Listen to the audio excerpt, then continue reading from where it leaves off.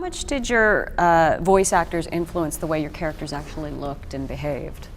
Hugely for us. I mean, particularly Kristen Bell. She was with us from the very beginning, and she is wonderfully funny. And her, she loves sort of the quirky flaws that a lot of girls have that are also inspirational. And we wanted to do a very different female lead that had, she everything about her was not the quintessential, like, graceful princess who did all these things. We wanted this sort of feisty girl who puts her foot in her mouth, but also mannerisms-wise, how she moves. Kristen was very inspirational, and again, she's very funny. And we wanted to say, you can take this girl on this big, epic journey and laugh along the way with her. And so she informed everything, and I think a lot of even the look of Anna was influenced by her, just in terms of there's a brightness to how there's an optimism to her look that I think is infectious, and we certainly brought that with Anna as well, particularly her. It's interesting. I think with us, we don't often know who the performer is going to be when we're designing the characters. We don't physically base the design off of them.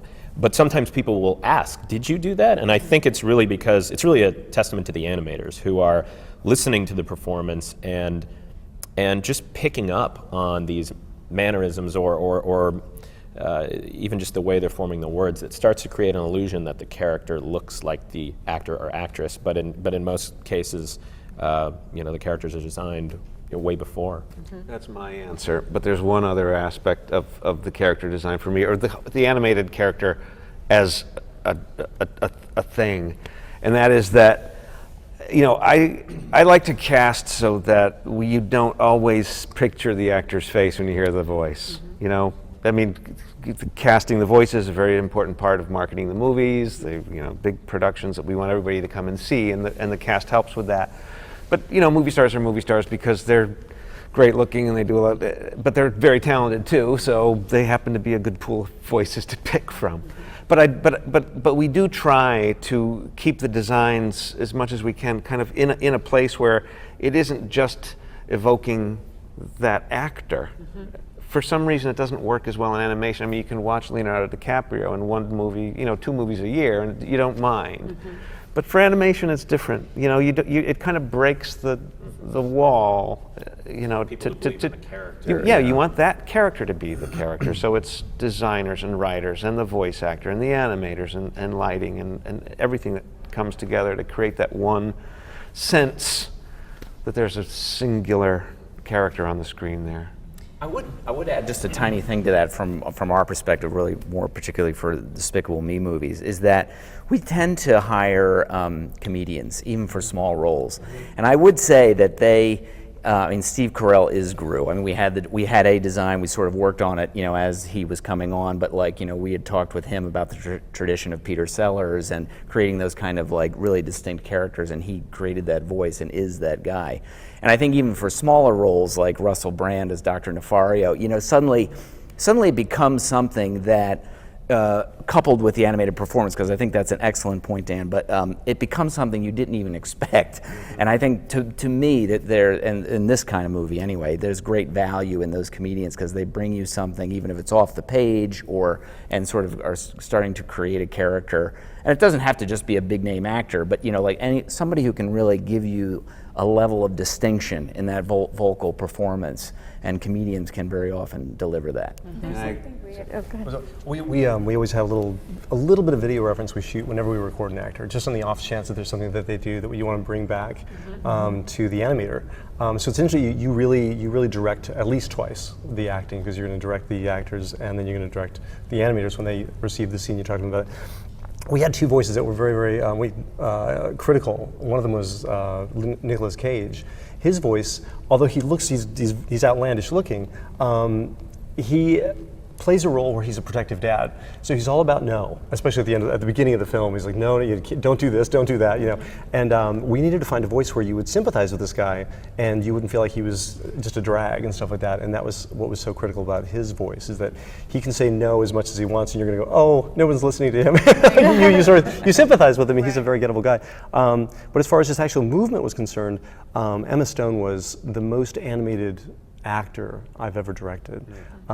She could change expressions so quickly that I actually doubted we could do it in animation and make it believable. So you look at the video reference, when we go, she'd be going from smiling to frowning in one frame. It was incredibly quick and stuff like that. She also did something I became very fascinated with, which was she could occasionally smile, and it's hard to explain this without seeing the video reference, but she could occasionally smile, but the corners of her mouth would actually turn down a little bit. And I was always pulling reference from these recording sessions and bringing them back to the lead animator and talking through, like, why is this happening? I'm fascinated by it. And she did a beautiful job, our lead animator of Lena, she did a beautiful job of integrating like a lot of her own stuff, but a few things that Emma did as well that really make her her. Can I just add one tiny, you had something to say. No, I'd say there's an interesting because with a lot of the other characters, because Kristen was there for a while, but they weren't, is you trying people, and when they're auditioning, you have to put their voice against the drawings of the character or some of the 2D tests of the character, because even though you love their voice, it might not fit animation to begin with, or that character. And I remember a happy accident that happened was with Christoph. We wanted him to be this gruff guy who didn't speak, and this is when I was first coming on, and we were working on him, and then Jonathan Groff came in, and he was so warm and playful, and his voice was like butter, and we put it up against the Christoph 2D, and it was like, that was Christoph, and we completely rewrote him. So it's like this weird thing where you have to marry the two, and the person you think is right, all of a sudden you're like, God, together they're boring. Or then there's a shocking surprise. So it's a weird medium. You always think of typecasting first. You always do, to somebody that is like, well, this actor does that kind of thing. But when you look, sometimes you just listen to casting tapes. You just listen to YouTube, and you listen to their voice, and you look at drawings of your character. And more often than not, you think, oh, that's just exactly him, it doesn't do it. But sometimes you'll add, like I'll never forget this one, when we were doing Manny in Ice Age, we were listening to Ving Rhames and James Earl Jones. He was a mammoth, and so he's big, deep voices. And then Ray Romano, sorry. That tape came along, and the drawing started to move on its own. You could see the animation coming out of it. So it really is, it's a recipe from all these different places, these characters. I think that's a great point, and Pierre and I always talk about this, and I think it's a little in like Helen Mirren as Hardscrabble, is contrast.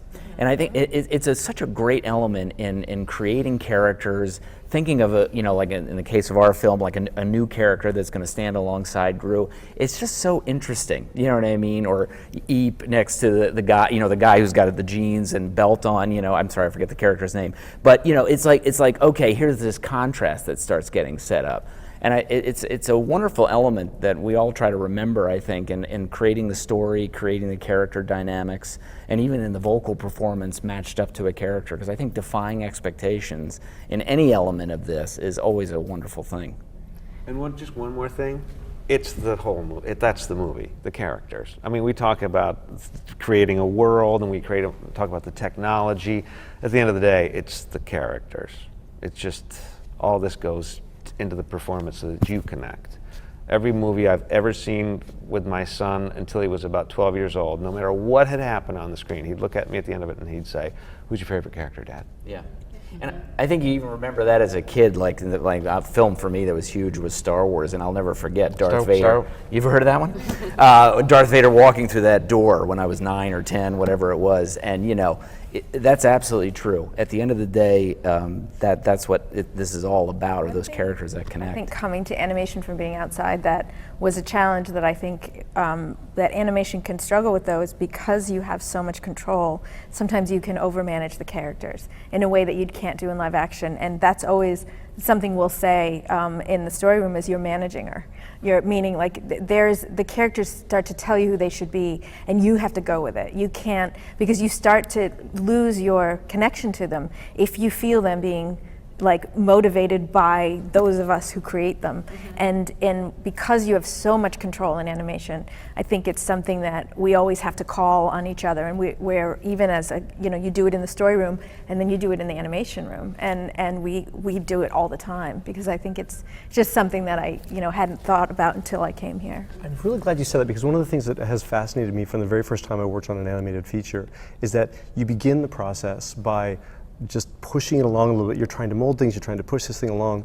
Cut to years later, it's telling you what it wants. Yeah, totally. And you're running alongside this thing that's chugging along, and you'll be putting things up against it, and it's like, it doesn't want that.